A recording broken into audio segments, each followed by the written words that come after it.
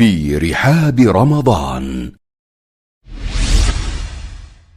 سوال: رمضان کے 3 حصوں میں تقسیم ہونے کے متعلق جو بات مشہور ہے کہ رمضان کا پہلا حصہ رحمت، دوسرا حصہ مغفرت اور تیسرا حصہ جہنم کی آگ سے آزادی ہے، کیا یہ صحیح ہے؟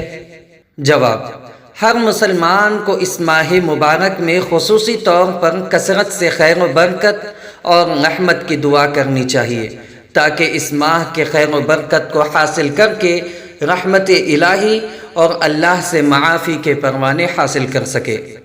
ماہ رمضان مکمل طور پر اللہ کی رحمت ہے، اسی طرح مکمل مہینہ ہی بخشش اور جہنم سے آزادی کا مہینہ ہے۔ چنانچہ اس ماہ کے کچھ حصے کو کسی خاص چیز کے ساتھ خاص کرنا درست نہیں ہے۔ اللہ عز و جل کی خصوصی رحمت کا تقاضا یہی ہے۔ اور جہاں تک اس حدیث کا تعلق ہے جس میں ہے کہ رمضان کا پہلا حصہ رحمت، دوسرا حصہ مغفرت اور تیسرا حصہ جہنم کی آگ سے آزادی ہے، وہ حدیث ضعیف ہے۔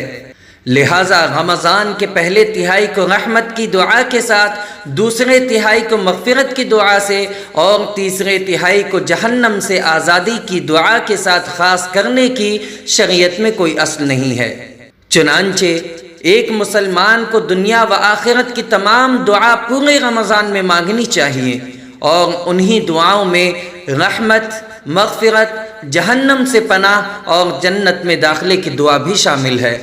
دعا کرتے ہوئے جامع دعا مانگنی چاہیے، ثابت شدہ ادعیہ کا اہتمام کرنا چاہیے، اسی طرح دعا کے دیگر آداب بھی ملحوظ خاطر رکھنے چاہیے، اور اپنی دعا میں حد سے تجاوز نہیں کرنا چاہیے۔ واللہ اعلم۔